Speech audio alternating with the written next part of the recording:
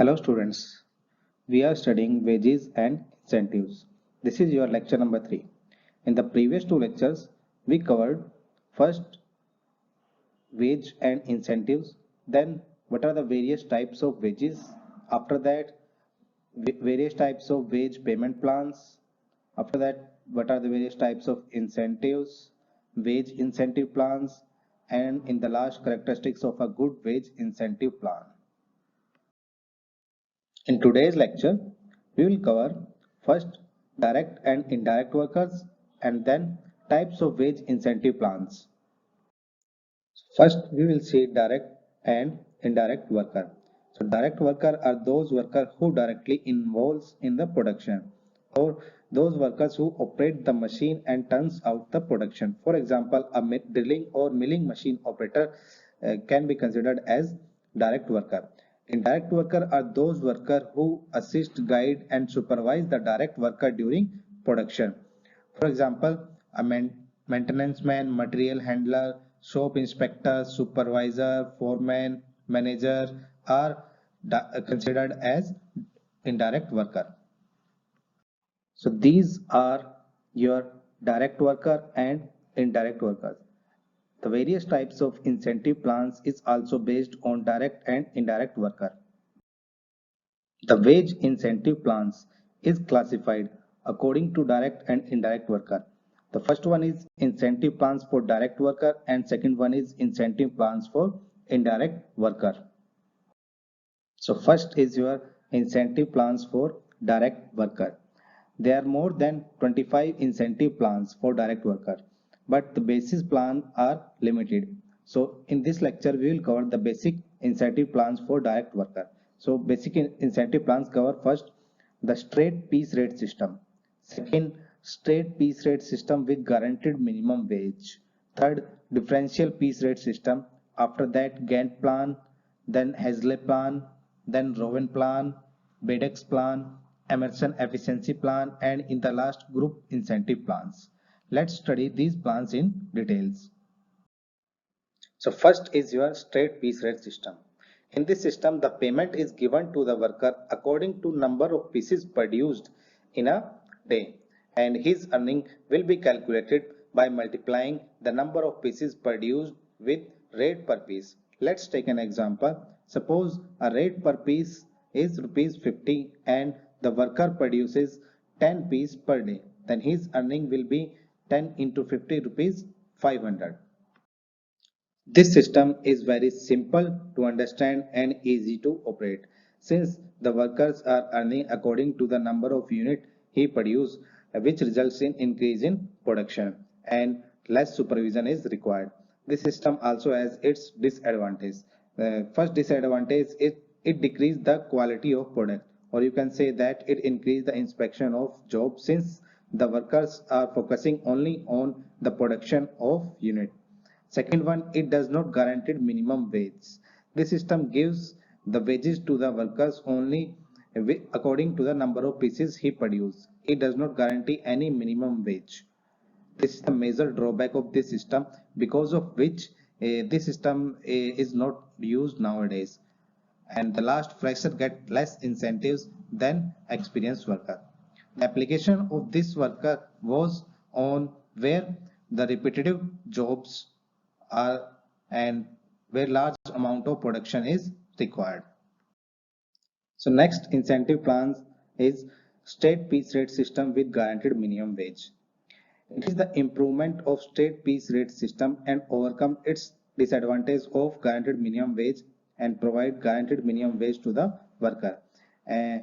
In this system, an output standard is set according to the job and the wage, and then wage is calculated according to the output standard. Let's take an example. Suppose output standard set is 16 piece per day and rate per hour is given rupees 10 and total hours in a day is 8 hours. The first we will calculate the rate per piece.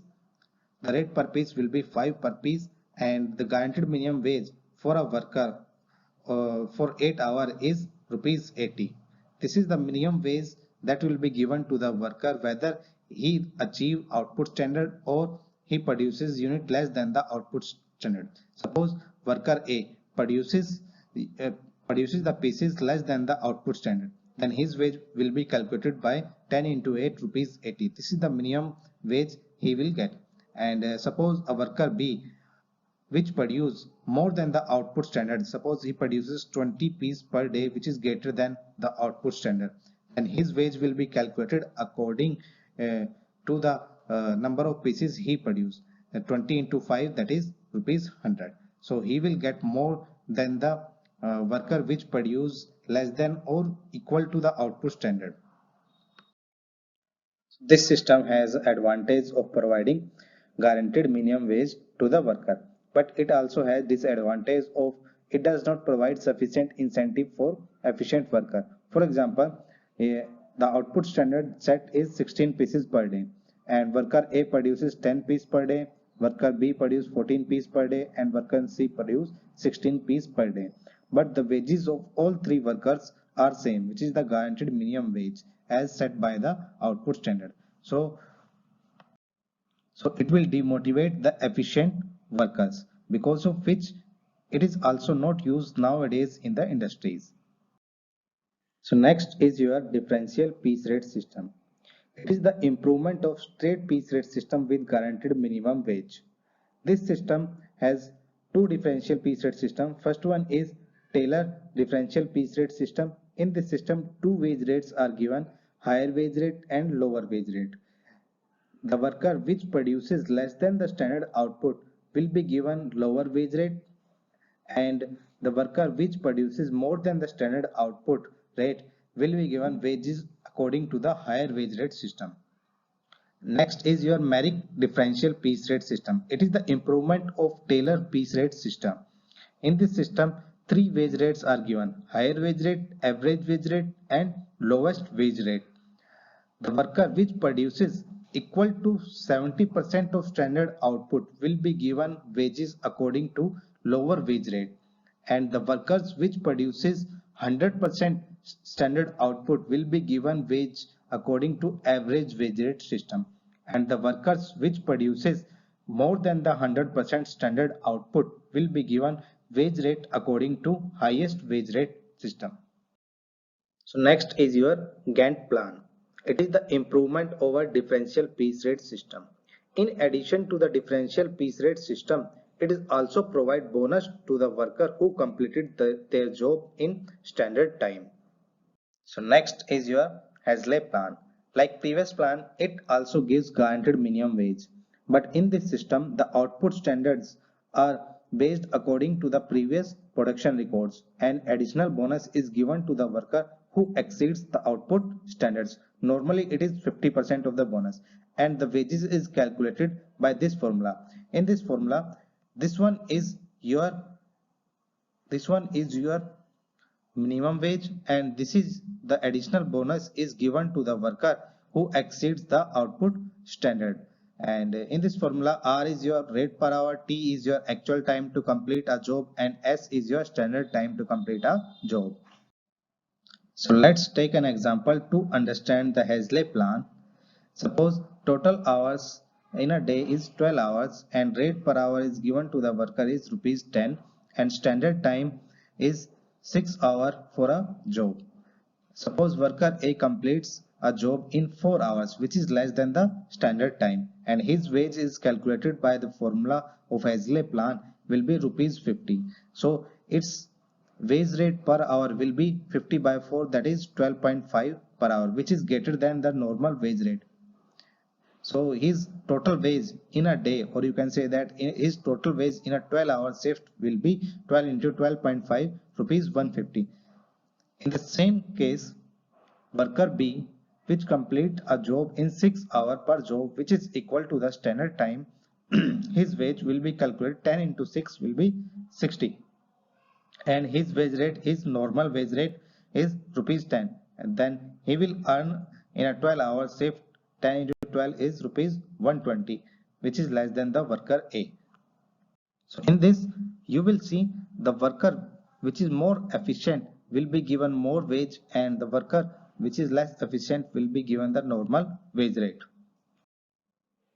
So Hazley plan provides guaranteed minimum wage, and it is simple and easy to understand, and also management share percentage of bonus, which workers don't like. And the output standard is based on previous records, which may not be accurate or fair to the workers. Next is your Rowan plan. It is the modification of Hazley plan. Like Hazley plan, it provides guaranteed minimum wage and output standards are set according to the previous production record. But in this plan, the additional bonus is given to the worker is different than Hazley plan. The additional bonus is given by S minus T into RT divided by S, where R is your rate per hour, T is actual time to complete a job, and S is your standard time to complete a job. So like Hazley plan, it also provides the guaranteed minimum wage to the workers, and fresh workers are not penalized, and management also share its percentage of bonus. The disadvantage of this plan is workers don't like the management percentage of share. Second one, it is not simple and easy to operate. Third one, the incentives for high productive worker is insufficient. So next is your Bidox plan. It will overcome the disadvantages of Hazley and Rowan plan. Like Hazley and Rowan plan, it also provides guaranteed minimum wage to the worker. But in this plan, a new term B is introduced, which means unit of work, and 1B is one standard work minute. And standard is set 60B per hour. And if a worker achieves 16B in an hour, then his efficiency will be 100%. Initially, 75% bonus is paid to the worker who earns 16B in an hour, and his wage will be calculated by this formula, where R is your rate per hour and T is your actual time to complete a job, and T is your actual number of earn in an actual time to complete a job, and S is your standard time to complete a job, and NS is standard number of B to complete a job. Next is your Emerson efficiency plan. Like previous plan, it also gives guaranteed minimum wage to the worker. And in this plan, the wages are paid to the worker according to their efficiency. And their efficiency is calculated by the ratio of standard or allowed time to the actual time to complete a job. If a worker is having an efficiency 60 to 70%, he earns an incentive from 0 to 20% of bonus. And if a worker having efficiency above 100%, for every 1% increase in output, he gets 1% increase in his incentive. So last incentive plan for direct worker is group incentive plan. This plan is preferred where individual performance of a worker cannot be measured accurately, and where the task is given in a group, or you can say that where the workers are equally skilled. In these situations, the group incentive plan is preferred, and the principle to apply the group incentive plan is first evaluate the collective performance of a group, then calculate the total earnings and incentives which is earned by the group, and divide the earnings equally or any proportion among the worker according to the skill of the worker. So this plan is simple and easy to understand, and a team spirit is built between the workers, and one of the major advantages of this plan is a less skilled worker learn from high skilled worker and improve its skill. But in this plan, the distribution of earning between the worker is difficult, and it does not work with large group size, and it is difficult to achieve the rapid increase in production. So these are the incentive plans for direct workers. Next we will see the incentive plans for indirect workers. So next topic is your incentives for indirect workers. As you all know, indirect workers are those workers who assist, guide, or supervise the direct workers during the production. So indirect workers are of different types. So first is like material handler, crane operator, maintenance man, setup man, etc. For these workers, the incentives are given in terms of bonus or at a flat rate of 10%, or the incentives will be given for these worker at a half rate as the incentives for direct worker. The second types of indirect workers are supervisory staff. The bonus or incentives for supervisory staff are based on the number of units produced by his department in a day or in a week, and the number of work hours saved by his department for the same output, and the number of reduction in scrap and wastage, and the proper utilization of resources. Next type of indirect workers are managerial staff. The managerial staffs are given incentives in terms of bonus, issue of shares, in terms of profit sharing or fringe benefit like transport allowance, house rent, or etc. These are the fringe benefits. So this is the incentives for indirect workers. So let's summarize the lecture. First, we studied direct and indirect workers, then various types of wage incentive plans. The wage incentive plans are classified according to the worker, the incentive plan for indirect worker and incentive plan for direct worker. So that's all. This will finish your unit wages and incentive.